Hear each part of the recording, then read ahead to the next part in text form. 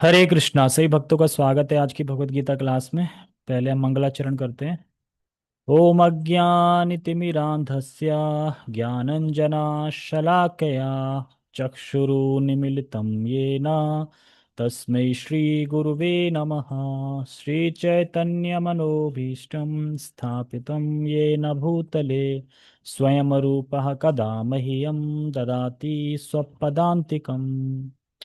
वन्देऽहं श्रीगुरो श्रीयुतापदकमलं श्रीगुरून् वैष्णवांश श्रीरूपं साग्रजातं सहगणरघुनाथान्वितं तं सजीवं साधुवेतं सावधूतं परिजनसहितं कृष्णचैतन्यदेवं श्रीराधा कृष्णपादान् सहगणललिता श्रीविशाखान्विशाञ्च।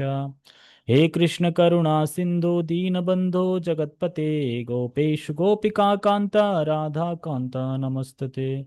तप्त कांचन गौरांगी श्री राधे वृंदावनेश्वरी वृषभानुसुते देवी प्रणमामि हरिप्रिये। वाञ्छाकल्पतरुभ्यश्च कृपा सिन्धुभ्य एव च पतितानां पावनेभ्यो वैष्णवेभ्यो नमो नमः। जय श्री कृष्ण चैतन्य प्रभु नित्यानंद श्री अद्वैत गदाधर शिवासादि गौर भक्तवृंद।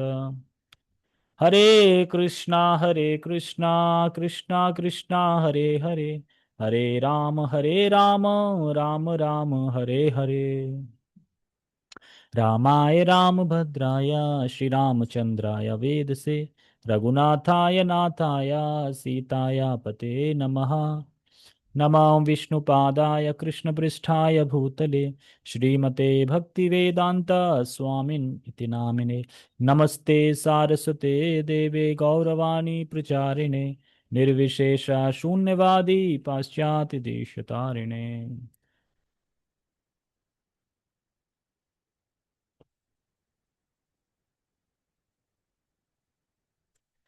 हरे कृष्णा।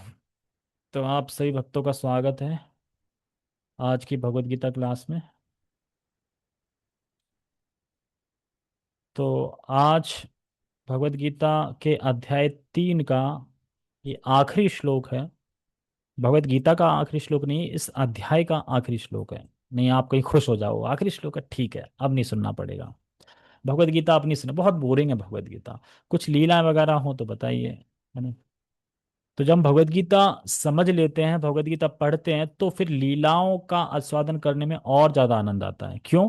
क्योंकि हम समझ पाते हैं कि जो लीलाएं कर रहे हैं वो परम पुरुषोत्तम भगवान श्री कृष्ण है। और जैसा कि आप सभी लोग जानते हैं कि 17 मई से, 17 या 16 है, अभी हो जाएगा डेट कंफर्म, पुरुषोत्तम मास शुरू होने वाला है। तो पुरुषोत्तम मास इस बार 33 दिन का है, थोड़ा लंबा है। यानी एक साल में 11 दिन एक्स्ट्रा हो जाते हैं। तो 11 11 दूनी 22, 11 × 3 = 33, तो 3 साल में 33 दिन एक्स्ट्रा हो जाते हैं चंद्र के अकॉर्डिंगली। तो चंद्र 354 दिन होते हैं चंद्र कैलेंडर के अकॉर्डिंगली, और जो सूर्य को मानते हैं तो सूर्य कैलेंडर के अनुसार 365 दिन होते हैं। तो हर साल 11 दिन उसमें कम हो जाते हैं, तो उसको पूरा करने के लिए एक बीच में एक मास जोड़ा जाता है, जिसको अधिक मास या मल मास बोलते हैं। तो वो शुरू होने वाला है।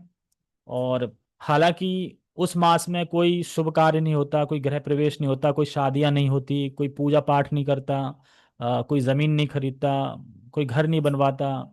मतलब स्टार्टिंग जब वो नींव भरी जाती है वो, तो बहुत सारी चीजें हैं जो करते नहीं है कुछ, मतलब ये तो बेकार है। कहते हैं ना, जिसको सब लोग रिटायर कर देते हैं, अधिक मतलब एक्स्ट्रा बेकार। क्योंकि उसमें सूर्य किसी राशि में प्रवेश नहीं करता, तो संक्रांति भी नहीं आती और पूर्णिमा भी नहीं आती, अमावस्या टू अमावस्या रहता है। तो इसीलिए इसको गर्हित माना जाता है। जो दूसरे लोग होते हैं जो कर्मकांडी, वो उनके अनुसार। तो बड़ा दुखी था ये मलमास। तो वो जाता है विष्णु के पास, ब्रह्मा जी के पास जाता है, कहता है कि आपने सृष्टि बनाई है, आपने ये बनाई है, और आपने ये महीना है, अब हमें कोई पूछता नहीं देखता नहीं, हम बहुत परेशान हैं। तो कहते हैं ये तो नरसिंह भगवान ने ही बनाया है, क्योंकि उन्होंने ही जो श्राप दिया, जो वरदान दिया था हिरण्यकश्यपु को कि 12 महीने में किसी महीने में ना मरो, तो 13वां महीना बनाया गया। तो कुछ समझ नहीं पा रहे थे कि कैसे इसको प्रसन्न करूं। तो फाइनली वो जाते हैं किसके पास? कृष्ण के पास। जिसका कोई नहीं होता उसके कृष्ण होते हैं, मतलब जिसका कोई नहीं होता उसके भगवान होते हैं। तो स्वयं विष्णु किसके पास जाते हैं? मलमास को लेके कृष्ण के पास जाते हैं। अगर कोई अब आपसे पूछे कि कृष्ण तो भगवान विष्णु के अवतार हैं, तो आप इस कथा से बता सकते हो कि भगवान विष्णु खुद स्वयं लेके जाते हैं मलमास को कृष्ण के पास कि क्या करें इसका। सबने इसको नकार दिया है, ये तो वेस्ट है, खराब है, कोई इसको पूछता नहीं है। तो भगवान ने कहा जिसका कोई नहीं होता उसका मैं होता हूं। आज से मैं अपना नाम देता हूं तुम्हें, और आज से तुम जाने जाओगे पुरुषोत्तम के नाम से। तो फिर वो मास का नाम हो गया पुरुषोत्तम मास।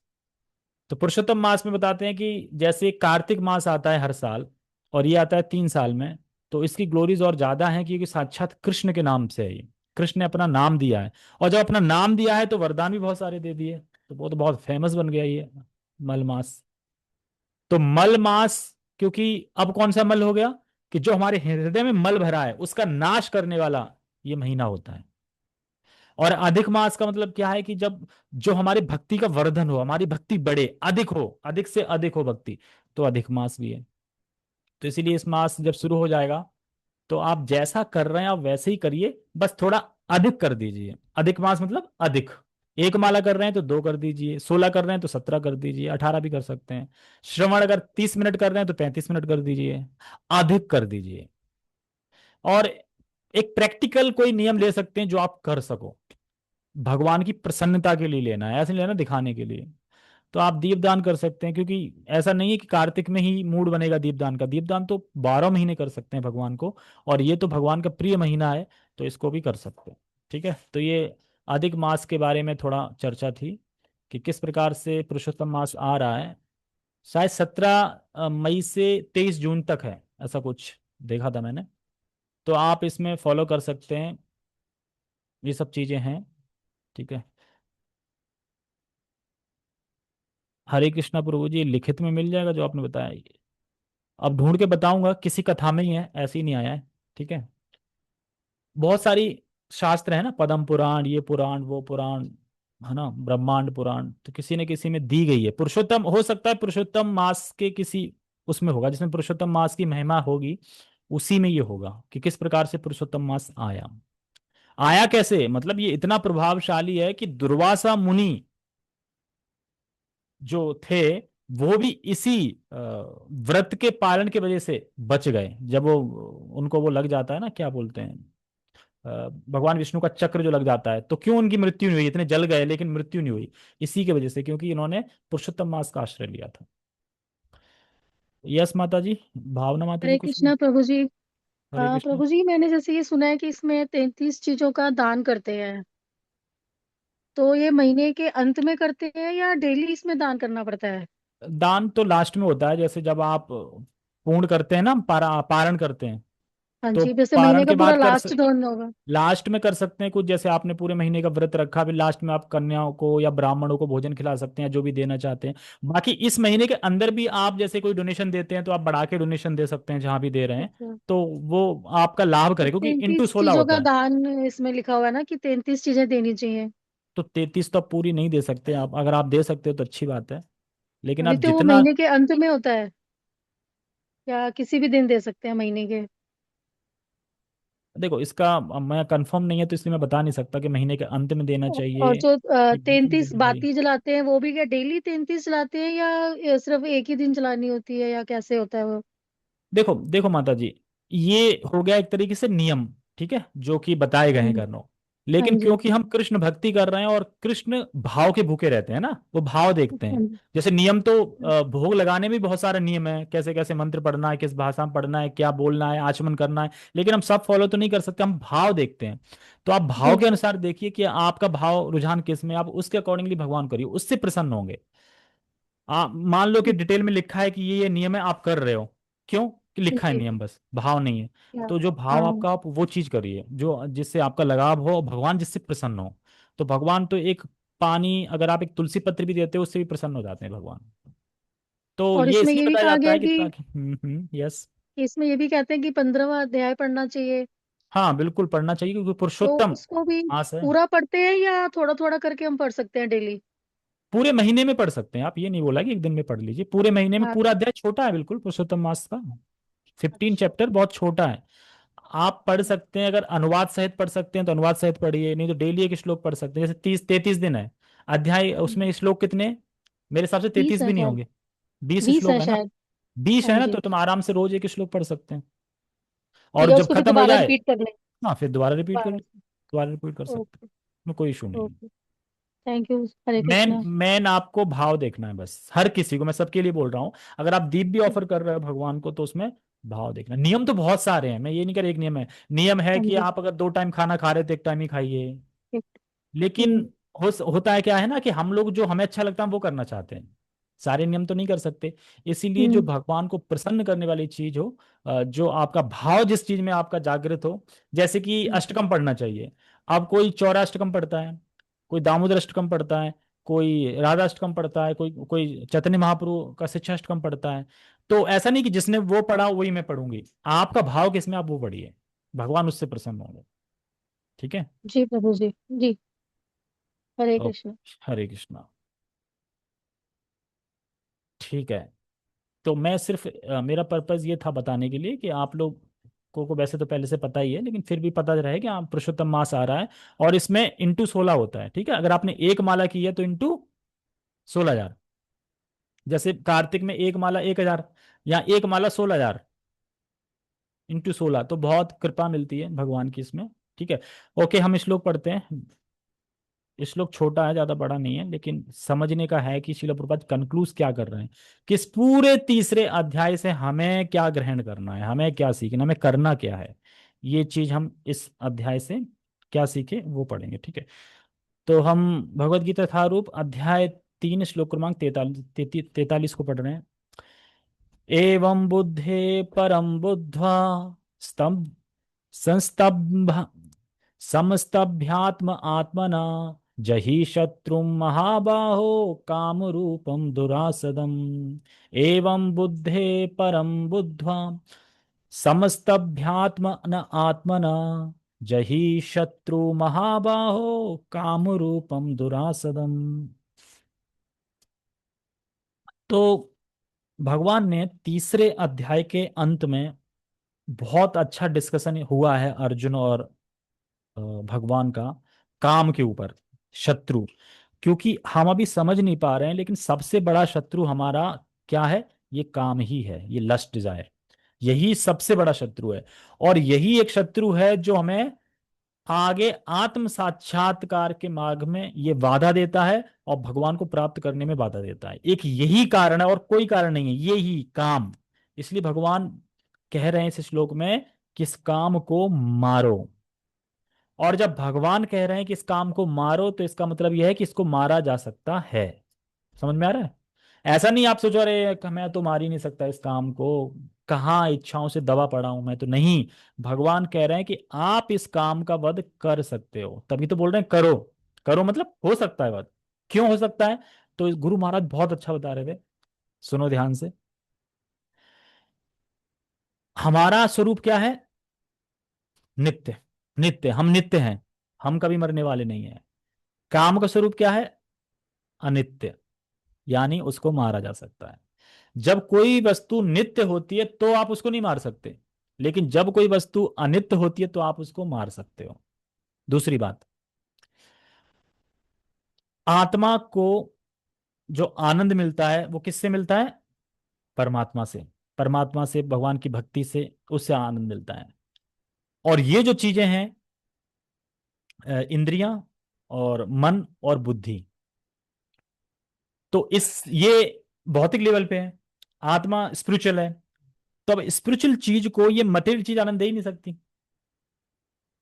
तो इसीलिए भगवान कह रहे हैं कि इनको जीतो, और इनसे परे जो आत्मा है, तो आत्मा का जब जो स्वरूप है, सॉरी, आत्मा का जो आनंद है वो परमात्मा से है। इसलिए श्रील प्रभुपाद जी यहाँ कंक्लूज कर रहे हैं कि हमें क्या करना चाहिए, कृष्ण भावना मृत में दृढ़ निश्चय से भक्ति करनी चाहिए। जब आप भक्ति करोगे तो फिर आत्मा को आनंद मिलेगा। जब आत्मा को आनंद मिलेगा तो फिर लोअर जो टेस्ट है, जो मन बुद्धि जो इंद्रियों का लोअर, यानी जो छोटा सुख है, ये फिर बाधा नहीं देगा आपको, आप इसकी तरफ देखोगे ही नहीं। परम दृष्टवा ना निवर्तन्ते। यानी कि जब आपको उच्च रस की प्राप्ति हो जाएगी तो नीचे के रस आपको प्रभावित नहीं करेंगे। तो आत्मा की जब सुख की अनुभूति होती है तो वो सुख की खोज नहीं करेगा। अब होता क्या है हमारे साथ कि हमें आत्मा की अनुभूति है नहीं, मतलब परमात्मा से भक्ति अभी है नहीं। अब जब वहां सुख नहीं मिल रहा है तो फिर आत्मा कहाँ सुख ढूंढेगी? फिर मटेरियल में ढूंढेगी। किस में ढूंढेगी? मन बुद्धि इंद्रियां इन सब से सुख ढूंढेगी। इसीलिए आत्मा को नीचे धरातल पे आके यहाँ सुख ढूंढने के लिए बाध्य होना पड़ता है। क्यों? क्योंकि हम उसको स्पिरिचुअल, जो आत्मा का जो अनुभव है, जो आत्मा का सुख है, वो उसको नहीं मिल पा रहा है। इस कारण से आत्मा फंस जाती है। जैसे कि कोई व्यक्ति है, प्यासा है, अगर उसे बिस्लरी का पानी नहीं मिल रहा है, कोई ऐसे ही नाली वाली का या फिर कोई ऐसी कुएं हुए का पानी है कड़वा अड़वा, तो क्या करेगा? प्यासे में पीना पड़ेगा, मजबूरी है, बाध्य होना पड़ेगा। उसी प्रकार से क्योंकि हमें भी आत्मा का अनुभव है नहीं, हम उस स्टेज पे है नहीं, इसीलिए हमें बाध्य होना पड़ता है, नीचे आना पड़ता है और इसकी सुखी और बाध्य होना पड़ता है। कहाँ बाध्य? मतलब इंद्र तृप्ति, फिर वो इंद्र तृप्ति में लग जाती है। इसीलिए क्योंकि हमें जो भी अनुभव होता है सुख दुख का, वो सब आत्मा अनुभव करती है। शरीर तो जड़ है, शरीर क्या अनुभव करेगा? आत्मा की प्रेजेंस से ही तो आपको दर्द फील, ठंडा गर्म, ये सब क्यों फील होता है? क्योंकि कॉन्सियसनेस है, चेतना व्याप्त है, इसलिए होता है। तो इसीलिए श्रील प्रभुपाद जी ने लास्ट में बोला था कि जब तक हम कृष्ण संगति में अपने आप को सुदृढ़ नहीं कर लेंगे तब तक नीचे गिरने की संभावना बनी रही। क्यों? आत्मा को सुख चाहिए, अब वहां नहीं मिल रहा है तो वो नीचे ढूंढेगी, तो फिर वो गिरने की संभावना उसकी बनी रहेगी। इसीलिए कह रहे हैं एवं बुद्धे परम बुद्ध्वा। मैं दो तरह से बताऊंगा कि इसमें गुरु महाराज इस शब्दों का अर्थ क्या बता रहे थे और प्रभु जी इन शब्दों का अर्थ क्या बता रहे थे। दोनों ध्यान से ना, दोनों थोड़ा डिफरेंट है, थोड़ा डिफरेंट, ठीक है। एवं बुद्धे परम बुद्ध्वा स्तब स्तभ्यात्यात्मना आत्मना। यानी इस प्रकार बुद्धि से, कौन सी बुद्धि से? एवं बुद्धि परम बुद्धिवा। परम बुद्धिवा मतलब शास्त्र वाली बुद्धि। परम मतलब बुद्धि से भी ऊपर परम बुद्धि, यानी शास्त्र वाली बुद्धि के द्वारा युक्त होके अपने मन के द्वारा इंद्रियों को संयम करो, क्योंकि आप इनसे परे हो। क्योंकि जो जो आत्मा है वो इन सबसे परे है, तो इनसे परे जो है भगवान की भक्ति करो। तो जब आप भगवान की भक्ति करोगे, आत्मा को सुख दोगे, तो जो मन बुद्धि है इसको खाना मिलना बंद हो जाएगा, तो ये अपने आप शांत हो जाएंगी। क्योंकि हम जब इन्हें खाना देते हैं तो ये पुष्ट पुष्ट होती रहती हैं, तो ये अपने आप डाउन हो जाएंगी, क्योंकि आपको फिर आत्मा का सुख मिलने लगेगा। और हाँ, और नीचे की लाइन में कह रहे हैं जही शत्रु महाबाहो काम रूपम सुदाचरम। जही मतलब होता है कि इसको जीतो, और एक मतलब होता है इसको मारो। तो कह रहे हैं कि इस काम रूपी शत्रु को, हे महाबाहु, क्योंकि तुम्हारे बाहों में बहुत बल है और तुमने बड़े बड़े असुरों का वध किया है अर्जुन, तो ये जो काम रूपी शत्रु है इसका भी क्या करो? वध करो। ये तो प्रभु जी बता रहे थे। अब गुरु महाराज इसका क्या बताते हैं? गुरु महाराज बताते हैं बहुत अच्छा, जो कि सुनना चाहिए। क्या गुरु महाराज बता रहे थे? कि एवं बुद्धे परम बुद्धवा। जैसे कि आपने काम को जीत, मतलब आपने इंद्रियों को संयम कर लिया, आपने मन को संयम कर लिया, आपने बुद्धि को भी संयम कर लिया, लेकिन हमने पहले क्या सुना था कि ये जो काम है वो बुद्धि से भी परे है। तो यहां कह रहे हैं एवं बुद्धे परम बुद्धवा, मतलब जो ये काम है ये बुद्धि से भी परे है। इसीलिए जो ज्ञानी लोग होते हैं, योगी लोग होते हैं, क्यों फंस जाते हैं? मन को कंट्रोल कर लिया इन्होंने, इंद्रियों को भी कंट्रोल कर लिया इन्होंने, बुद्धि को भी कर लिया है, फिर क्यों फंस जाते हैं? क्योंकि जो बुद्धि है ये भी नहीं समझ पाती कि काम बैठा है अभी भी। जो बुद्धि है वो समझ नहीं पाती कि काम बैठा है। इसीलिए कह रहे हैं परम बुद्धवा, यानी परम बुद्धि से आप विचार करो, देखो, ढूंढो कि काम कहाँ बैठा है। शिला प्रभुपाद जी इसका वो भी देंगे अभी तात्पर्य में, कि एक है निर्विशेषवादी, एक है शून्यवादी। ये वहां तक लेवल पे तो सेम है कि इन इंद्रियों को संयम कर लिया है, मन को संयम कर लिया, बुद्धि संयम कर लिया, लेकिन फिर भी नहीं समझ पाते कि काम बैठा है बुद्धि के ऊपर। और फिर कहां फंसते हैं ये निर्विशेषवादी? कहां फंसते हैं? देखो, इस जगत में भगवान का कोई रूप नहीं है, गुण नहीं है, लीला नहीं है, कुछ नहीं है, सब कुछ मैं हूं। हमारे अंदर एक ज्योति है, उसी में हमें लीन होना है। ये तो कहते हो लीन होना है, बस आत्मा में लीन हो जाना, परम लीन हो जाना है। एक कोई शक्ति है, भगवान के रूप को नहीं मानते हो। और जो शून्यवाद है वो क्या कहते हैं? जो है वो अभी है, मरने के बाद कुछ नहीं है। देखो, मरने के बाद कुछ नहीं होता है, जो है अभी है निर्वाण, जीरो, सब कुछ मरने के बाद जीरो। तो अब ये लोग क्यों नहीं समझ पाए? क्योंकि काम अभी बैठा है ना, कहाँ बैठा है? बुद्धि के परे, यानी बुद्धि भी नहीं समझ पाई। तो इसीलिए जब आप भक्तों की संगति करोगे, कृष्ण भावना भक्ति करोगे, तब आप ये परम बुद्धवा जो है ना, परम बुद्धवा मतलब परम बुद्धि, शास्त्र वाली बुद्धि, तब आपको समझ में आएगा कि अच्छा काम अभी बैठा है। इसीलिए तो शिल कह रहे हैं कि गिरने की संभावना रहती है। क्यों? क्योंकि ये काम इन तीनों से ऊपर है। किससे? मन, इंद्रियां और बुद्धि, इन तीनों से ऊपर काम बैठा है। कहाँ बैठा है? भौतिक अहंकार में। अहंकार होता है ना, एक ट्रू अहंकार, एक फॉल्स अहंकार। तो आध्यात्मिक अहंकार तो मैं भगवान का अंश हूं, दास हूं, नित्य दास हूं। और भौतिक अहंकार क्या होता है? भगवान से इतर सोचना, भगवान को हटा देना, मैं हूं। और गुरु महाराज बता रहे थे कि इस काम के दो पैर हैं। तो पैर पता है कौन कौन से? एक है इंद्र तृप्ति, और दूसरा है प्रवृत्ति की भावना। मतलब मैं स्वामी हूं, मेरा सब कुछ है, और भोग। ये काम के दो पैर हैं। तो इस प्रकार से हमें समझना चाहिए कि जो हमारी परम बुद्धि है, जो शास्त्र युक्त बुद्धि है, उसके द्वारा हमें समझना है।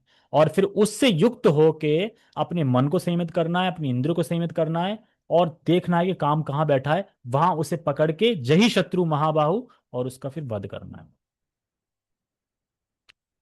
वध का मतलब कि बदलना है काम को प्रेम में।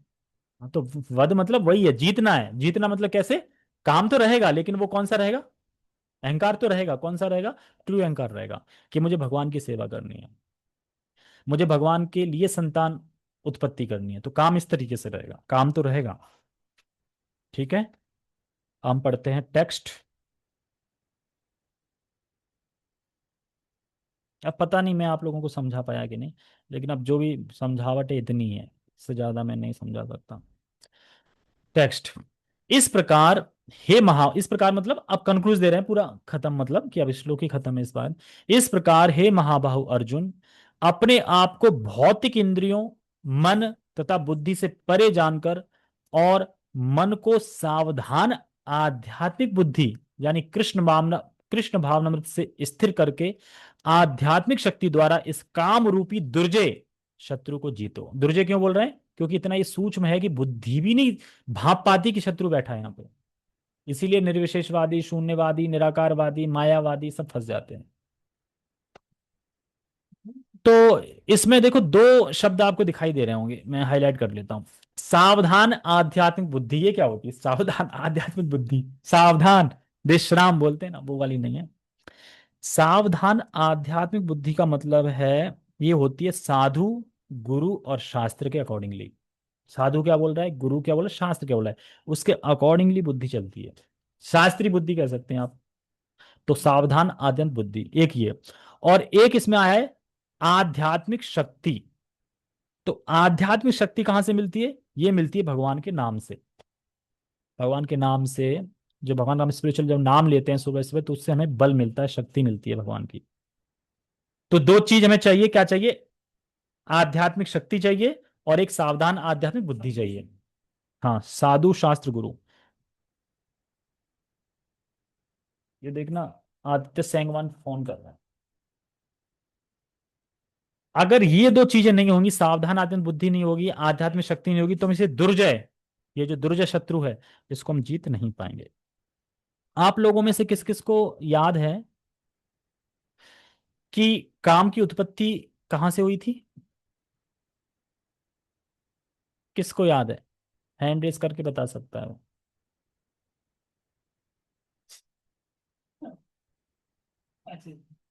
किसी को नहीं पता? अभिषेक प्रभु को पता है। क्या एसी लग गई? इसी पैसे करते हैं। कौन से? इसी जो लगा 11,000। हरे कृष्ण। आपने फिर देखते कम होने लगा। ठीक है ठीक ठीक है, है। मैं बोल दूंगा ये चल रहा हाँ, काम के यस यस।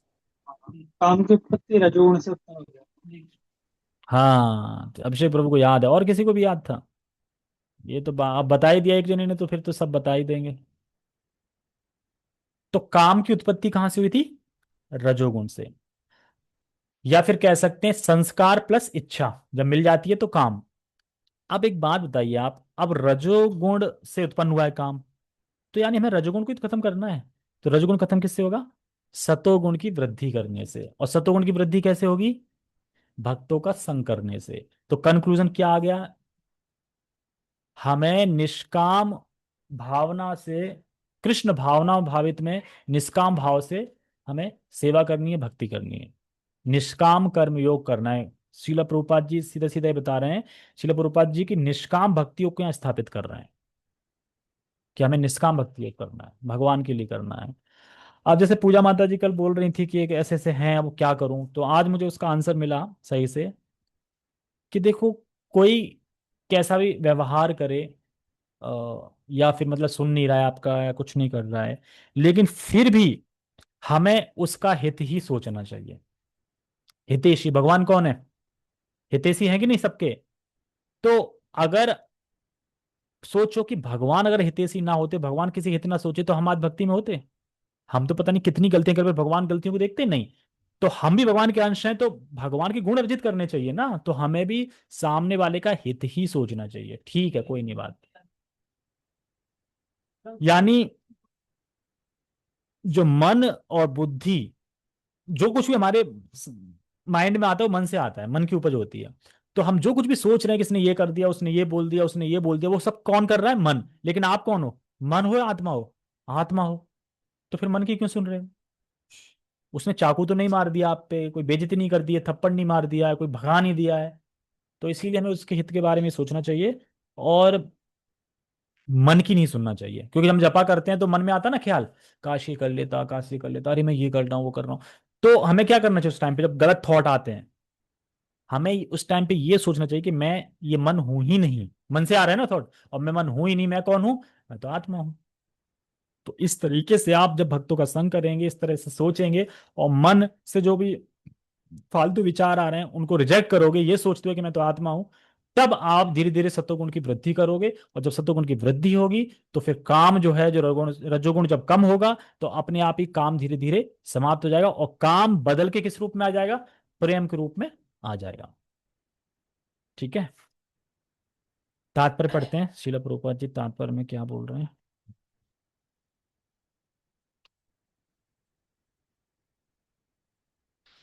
तात्पर्य, भगवत गीता का यह तृतीय अध्याय निष्कर्षतः मनुष्य को निर्देश देता है कि वह निर्विशेष शून्यवाद को चरम लक्ष्य ना मानकर अपने आप को भगवान का शाश्वत सेवक समझते हुए कृष्ण भावनामृत में प्रवृत्त हो।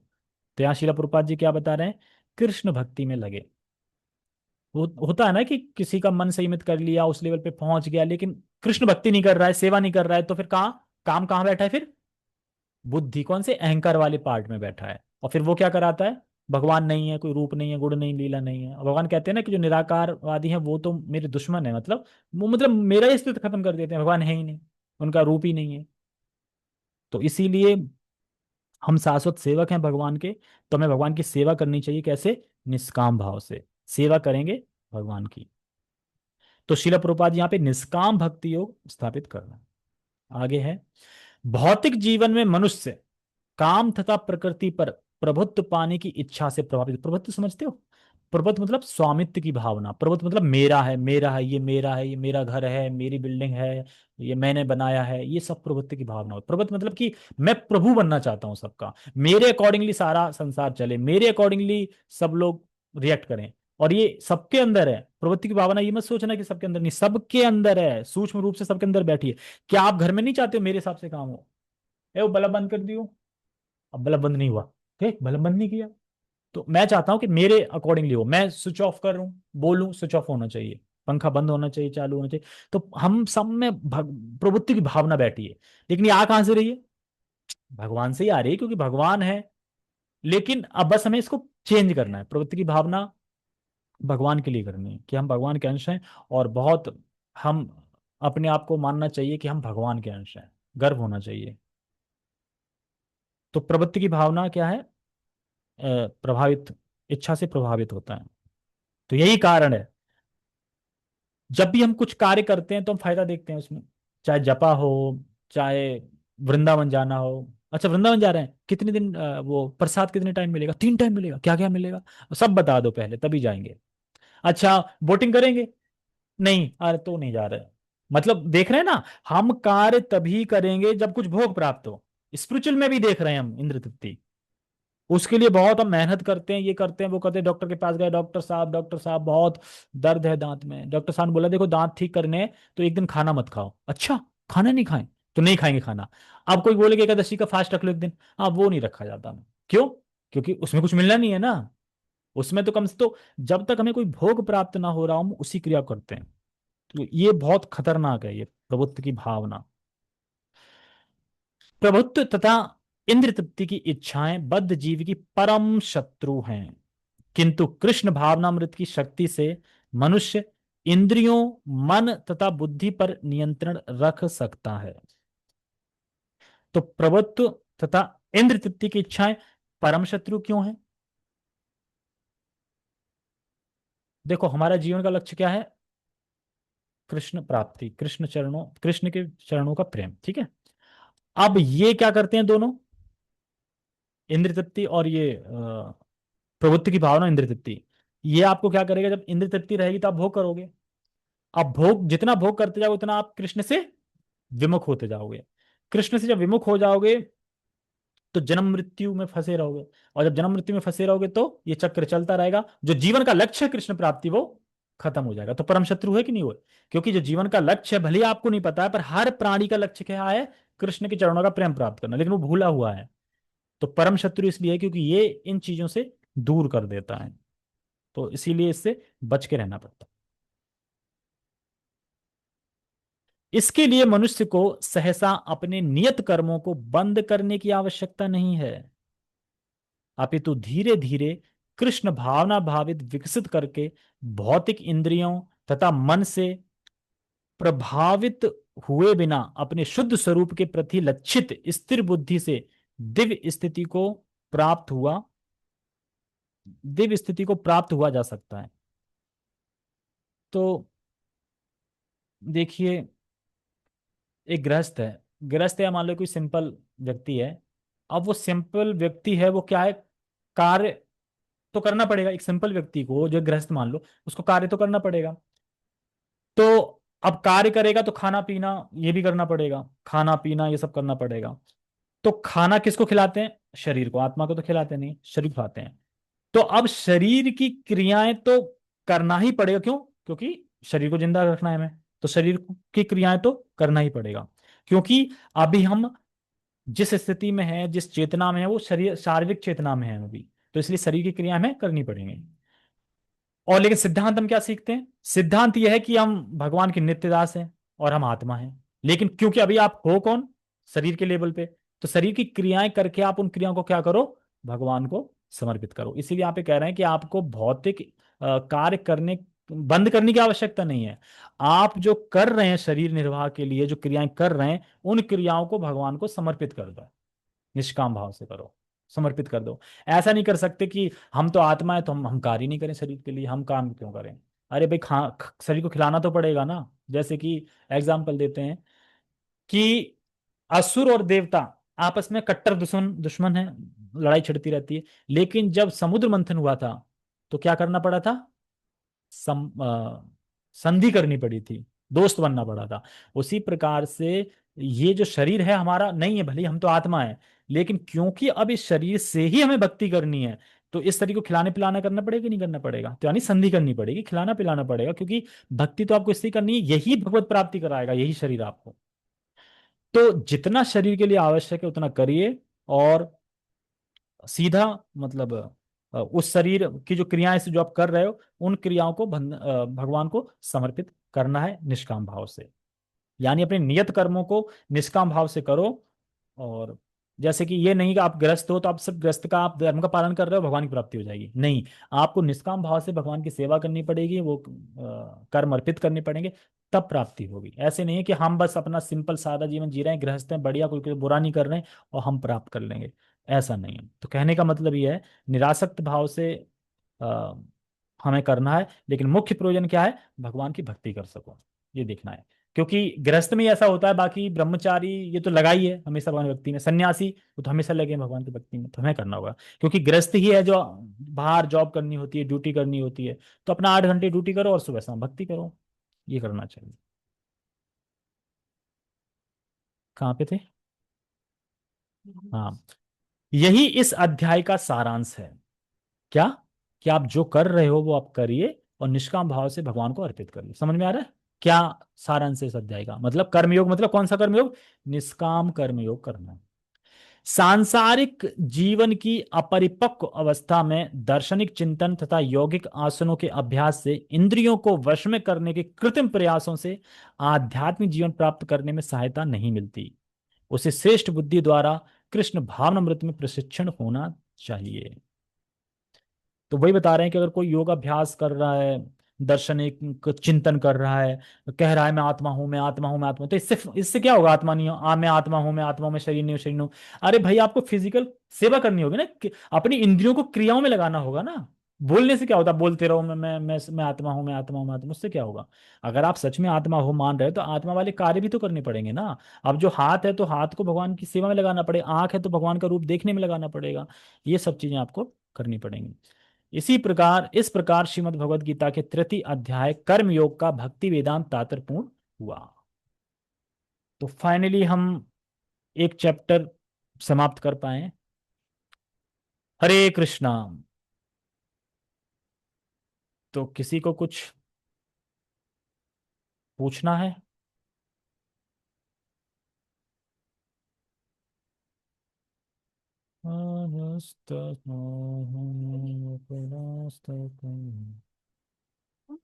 हरे कृष्णा, बोलिए। हेलो। उसमें आवाज आ रही है? हाँ, काय करे? हाँ, कर रहा है, कर रहा है, कर। मुझे तो आवाज ही नहीं आ रही इनकी। कौन बोल रहा है? कोई और है? आपकी आवाज नहीं आ रही। ये कर भी कर रहा है। हरे कृष्णा। हाँ, हरे कृष्णा भी आ रही है। प्रभु जी, मैं आंसर में सही दे रही थी और वो मुझे पता था क्योंकि श्लोक भी मेरे को याद है, ये वाला काम ऐसा रजोगुण क्रोध वाला। सुनाओ, याद है तो। अच्छा जी, कामी सा क्रोधी सा रजोगुण समुद्भवा महाशून्य महापापमा विद्या न मे वैरिण। क्या ऐसे क्या? ही म- थोड़ा वर्डिंग ठीक नहीं है, थोड़ा स्लो बोलिए। कामे सा क्रोधे सा रजोगुण समुद्भवा महासुनो महापापमा विद्या न मे वैरिणम। विद्धि एनम इह वैरिणम। ठीक है। अच्छा अच्छा। विद्धि हाँ, ये एनम श्लोक इह याद था मुझे। वैरिणम। सही से ठीक है। याद था। ओके, आपको ठीक है, पता था।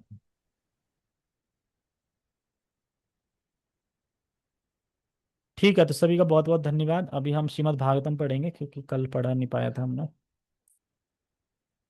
जगत गुरु शिल प्रभुपाद की जय, श्रीमद् भगवद गीता की जय। तो हम फोर्थ चैप्टर शायद मंडे से स्टार्ट करेंगे या फिर मैं बता दूंगा। तब तक हम थोड़ा श्रीमद् भागवतम जो चल रहा है उसको थोड़ा पढ़ लें। उसको मैं थोड़ा तैयार करना है मुझे, फोर्थ चैप्टर। फिर हम स्टार्ट करेंगे क्योंकि इसमें बड़े बड़े श्लोक हैं स्टार्टिंग से ही। इमम करके स्टार्ट है। इमम व्यवस्वते योगम प्रोक्ता वहानव्याम मनुष्य पर वे प्राह मनुष्य कवे ब्रीत। हाँ, तो अच्छे अच्छे श्लोक हैं चौथे अध्याय में, बहुत अच्छे अच्छे श्लोक हैं, बहुत ज्ञान, क्योंकि दिव्य ज्ञान है ना? दिव्य ज्ञान ही है ना। तो उसको हम पढ़ेंगे, ठीक है। ओके।